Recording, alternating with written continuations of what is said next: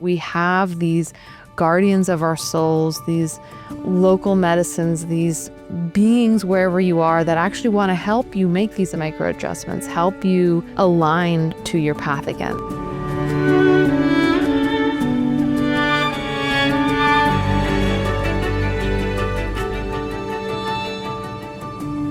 Hello and welcome back to Remember Why You're Here, a podcast for seekers and sensitives where you can relax, receive, reconnect to yourself, and remember the most important thing of all, why you're here. I'm Asia Suler, author, earth intuitive, teacher, and in this episode today, I want to talk about one of my favorite and most prolific medicines on the whole planet, and that medicine is stones. So my journey into healing really began in a lot of ways with the plants, but at the same time in my late teens, early 20s that I was falling in love with the plants, I was also falling in love with stones.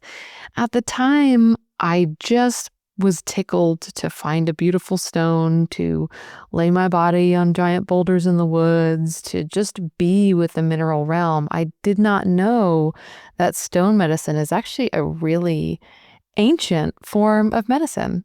So stone medicine, the concept of stone medicine, arises directly out of this bedrock belief of humanity that we call animism. This idea that everything on the planet is alive and animated by its own consciousness, its own sentience, and its own medicine. That's why I say everything is medicine, and so are you, because we carry medicine as well. And stones are some of the most ancient medicine beings on the planet. If you think about it, stones reach all the way back to the formation of our planet. They are record keepers. They remember millions of years of history. And we know that stone medicine has actually been used for healing in many different cultures throughout time, from ancient China and Egypt to the Greeks and the Celts, all the way to the Roman and Central American empires and indigenous societies throughout Australia and North America. Stone medicine even stretches beyond Homo sapiens and humanity itself. We know that we have found quartz crystals that were intentionally gathered all the way back to the ancestors that predate Homo sapiens, all the way back to the lower Paleolithic. So we have been working with and drawn to stones for a long, long time. Stones and crystals are mentioned in many ancient religious and medical texts, including the Bible, the Hindu Vedas, the Quran, and the divine farmers from China. The oldest known written reference to stone medicine comes from hieroglyphic papyrus dating back to 2000 BC. In Chinese medicine in particular, stones are considered to be able to work on the deepest level of our being. So this level of our being that's called the yuan, that is characterized by our unconscious, our dreams. This is the place where symbols and instinct and divination lives. It's where ancestral patterns are. And this is really where our soul growth emanates. So the yuan level will bring us into the deep, deep. It will bring us into past lives, karmic imbalances, the divine blueprint of our lifetime, and the fulfillment of our destiny. And so from a Chinese medicine perspective, stones work, they go that deep. And it's because, if you think about this, stone medicine is ancient. It is deep. Stones reside the deepest places in the earth. They are permanent. They work on things that feel like they're fixed inside of us, that feel as solid as stone. They can go there. They can help us slowly orient to this place of spirit within us and, help us create alchemy in our lives. I mean, truly, stones are created by alchemical processes on the earth. And so stone medicine is something I love to turn to when I'm really working on subtle emotional, spiritual levels.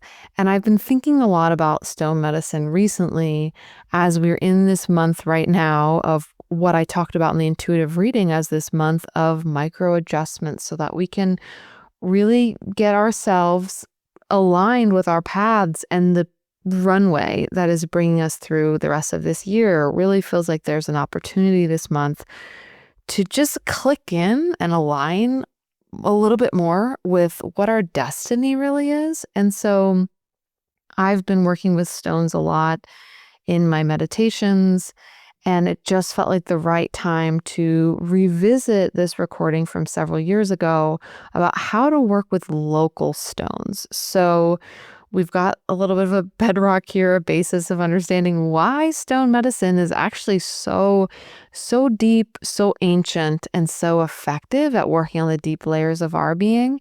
And now I want to talk about how to actually work with the stones that are around you right now. Because oftentimes when we start getting into the realm of stone medicine in the stone world, we start feeling like we need to get the fanciest crystals from further away, the biggest crystals, whatever it is. But actually, so much medicine exists in the stones that already exist around you wherever you live, that are already there in your environment, in the landscapes that you are moving through. And this feels really in alignment too with our reading for this month, as the plant that came in through the card pull this month was plantain. So plantain is ubiquitous. It's everywhere. It's just one of those plants you can find, I mean, really in so many ecologies and climates. And the reminder for this month with the intuitive reading was that the medicine is everywhere, that we have these guardians of our souls, these local medicines, these beings wherever you are that actually want to help you make these micro adjustments, help you align to your path again. So the same is true for the stones. And I wanted to revisit this recording so you know how to work with local stones in your environment as you continue to make these micro shifts and adjustments as you're in the thick of it this month and really aligning yourself naturally with the path that wants to bring you forward in life. So with that, let's go ahead and tune into 3 ways to work with local stones. Stone medicine is ancient and powerful. In the tradition of Chinese stone medicine that I was trained in, stones are thought to work on the deepest level of our being. Stones work on emotional, spiritual, and soulful levels of healing. So if you want to experience healing on the deepest level of yourself, stones are the medicine to turn to. Local medicine is powerful. When I was in herbal school and in my training, one of the things that I learned is that working with local medicine is actually so much more potent than working with medicine that you import from elsewhere. And the same is true for stones. Local medicine creates a direct relationship between you and that medicine, which makes the healing 1,000 times more potent. So even though it may seem like the fancy crystals in the crystal shop are more exciting to work with, the reality is that even the humble stones around your home carry really profound medicine. And the truth is, local stones want to work with you. Humans and stones have a very ancient relationship. So I promise you, the stones in the landscape where you live are already calling out to you. So the first tip is to do research to find out what stones are local to your area, what minerals figure prominently. You can do geological research, you can look up local field guides, but you're going to be surprised by how many minerals and how many different types of stones are going to be available in your local environment. Things like quartz or feldspar, agate, or mica are very common in the world. I have done a lot of rock hounding out in the world, and I've been able to gather all kinds of stones just from walking around certain environments. Stones like garnets, carnelian, serpentine, aquamarine, clear quartz, pyrite, tourmaline. So get your hands on a local guide so you can at least know what to look for and really do some research to figure out, how does this mineral appear? Does it also appear in the matrix of other stones? And this can help you start to recognize that mineral when it appears in the stones around you. If you live near a beach, you can look up to find out what minerals the beach is made of. One of the most common stones that you find in sand is quartz. Quartz is everywhere on this earth, and quartz is such a powerful and versatile stone to be working with. If you want to go rock hounding and find some local stones, some of the best times to do it are after a rain and to go in places where the water has flown. So riverbanks, storm runoff, anywhere where water has flowed and new earth has been exposed is a great place to find these stones. Now, all of this said, even if you never learn the name of any minerals or stones in your environment, you can still work with stones. There are still stones there that want to work with you, and you don't need to know what their common name is. All you need to know is that you're being called to be with them. So how do you work with these local stones?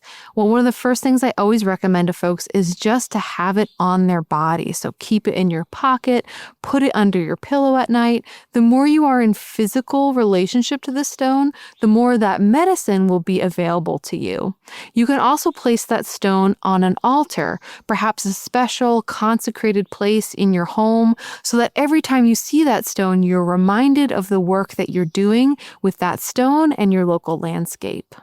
If you've been able to identify the stone and the minerals that are within it, and you know that those minerals are safe for ingestion, you can also make a stone elixir. And this is done by putting that stone in water overnight and drinking that water first thing in the morning.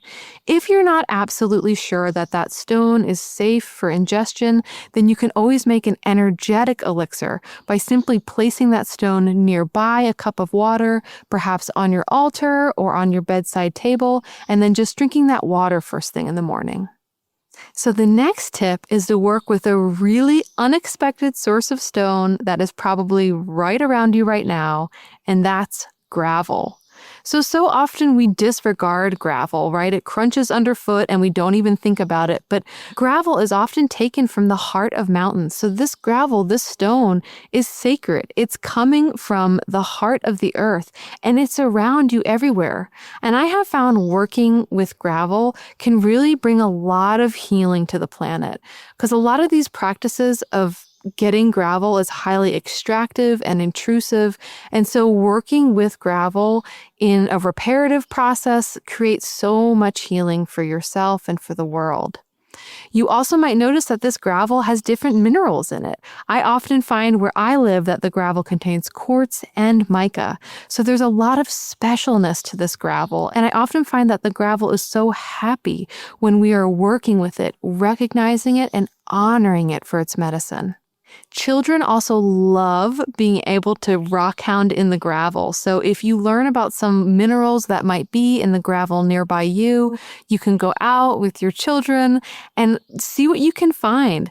You'll notice that kids don't draw boundaries between this is a special stone and this is an unspecial stone. Kids love all stones, and they get really intrigued to pick through the gravel in your driveway and find special treasures. So your kids will also show you that the medicine is all around you. The third practice is to find a gatekeeper stone. So a gatekeeper stone is a prominent stone in your environment. It could be a stone that was naturally occurring. It could also be a stone that was imported or brought from elsewhere. But see if you can find a stone in your local environment that seems to emanate power and energy. These gatekeeper stones are powerful places to leave offerings and to ask to be in communication with the unseen world. Often that gatekeeper stone literally works as a gatekeeper, and so if you can approach that stone with honor and respect, often it will open up a line of communication and dialogue with the wider world and the landscape as a whole. I have a gatekeeper stone on the land where I live, and I often call in that stone and connect to that stone before meditation, journey work, or channeling. And I find it really helps not only ground me, but open that field of perception to the unseen world. Because as I said at the beginning of this video, stones have the ability to take us to the soul level. And so when we work with stones, we are inviting healing on this level of soul and spirit. If you do any of these practices, if you end up connecting with a local stone, I would love to hear about it. You could head over to my Substack. Remember why you are here. I've been loving having conversations over there around these podcast episodes. It's been so rich. You can also leave me a voice message over at asiasuler.com/remember. I really get the feeling this month that all the guardians, all the guides are showing up now, making themselves known in a stronger way so that we can really orient to the openings that are possible for us here, that we can stitch more of our soul to our existence here, to our bodies, that we can bring in that guidance from that wider place so we can really take the next steps in our life to open more fully to who we are, to open more fully to our gifts here on this planet. So thank you so much for being a part of this incredible ecosystem here on the podcast and on the Substack. It really just feels like we are in this collective of medicine, and I'm so grateful for the medicine that you are on this planet. I'm so grateful for all the guides that are showing up for us right now, including all of the guidance we've received through our dreams this month. That's why I created the Dream Remembrance recipe over on the Substack. If you haven't checked that out yet, you can check that out there and tune into the dreams that are here to guide you, because I absolutely have stones come talk to me in my dreams as well. Our dreams are one of the most direct lines we have into that yuan level, that place where we can access our soul's wisdom and healing. So thank you for all the ways in which you're showing up in life. And may these guardians, may these guides, may these aha moments, readjustments, and perspectives really help you remember that most important thing of all, why you're here.